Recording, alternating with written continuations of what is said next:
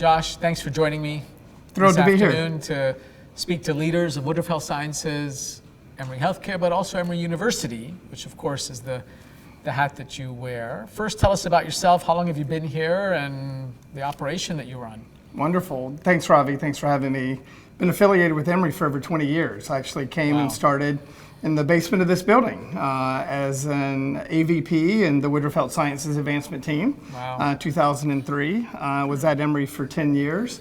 And took a little hiatus, went away for 5 years, and was very fortunate 6.5 years ago to be recruited back as the Senior Vice President for Advancement and Alumni Engagement, and feel very much an extension of the Woodruff Health Sciences team. Well, you started here. I started here and continue to spend a lot of my time supporting the work of the team. And that's how I feel as a partner across the Woodruff Health Sciences. Yeah, I started 2 years ago, Josh, and realizing the incredible work that Advancement had been doing here, I thought it was a incredibly not only well-oiled machine, but this has been going on forever, but in fact it was quite new. Quite new.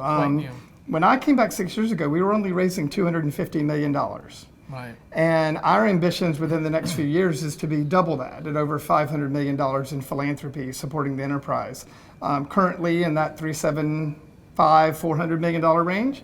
But obviously, the importance that philanthropy is and will continue to increasingly play as we think about the growth of Emory. Yeah, and let me just come back to that particular point, because I think when people hear about philanthropy and advancement, people say, oh, they get enough money and they don't need any more support and any more help. I think people fail to remember that academic health centers cannot make their expenses just by the standard things we do, which is patient care and research. In other words, there are always additional expenses, and we certainly need additional support to take risks, to build new programs, to forge new areas, Absolutely. Open up centers. And I know you and I have worked closely on a few of them, but that's the essence of philanthropy. It is such a key component and pillar of any academic health center and university. Absolutely. I mean, I've heard the president say that most of our business lines lose money. I mean, research costs the university money. Research and costs yet money. Philanthropy comes to the table in very important ways. And Ravi, just in our couple of years of working together, thinking about from Alzheimer's research and Parkinson's to a headache center, to the eye center being one of the most well endowed. And you think about the work that happens, whether it be in macular degeneration research or whether it be in cancer research. Yeah. A lot of that is enabled because of philanthropy. No question. And philanthropy is playing a role that often then maybe leads to research grants or takes research then to the next level. Clearly people come with their own interest and passions, but often people seek us out because of the work that we are doing in certain specialty areas, because they see us as a place that can find that breakthrough, that can create that cure, that can improve treatment. Working with a donor right now with a very rare cancer disease who made a very generous donation. And it's all because there aren't many treatment options for the cancer that he is dealing with.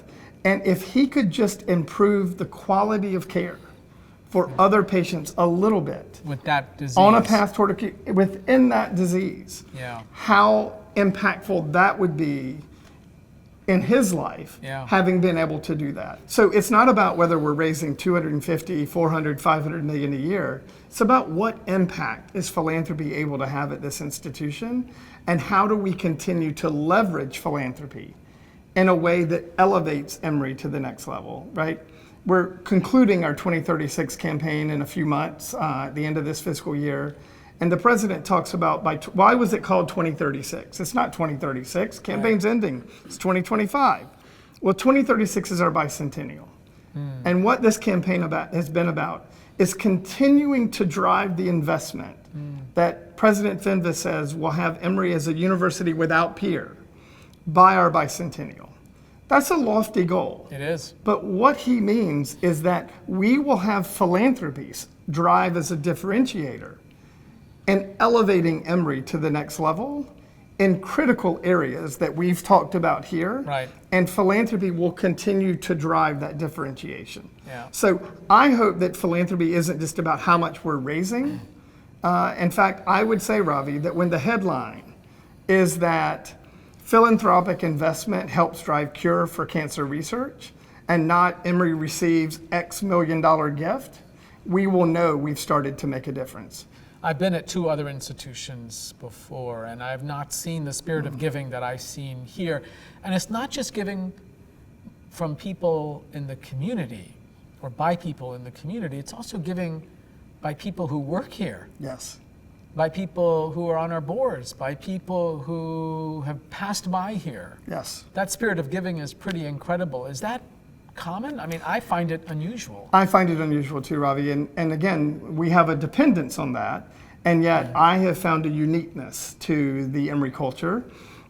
This community, this region, comes out in force for this institution. Yeah. We are a place that is driving for this community, for this region, and more broadly, the kind of transformation that they see as valuable and important.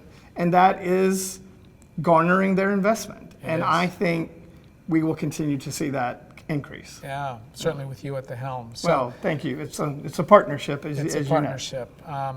So let me just say, I think the audience will realize that I didn't need to be here as part of this interview because you're just fabulous.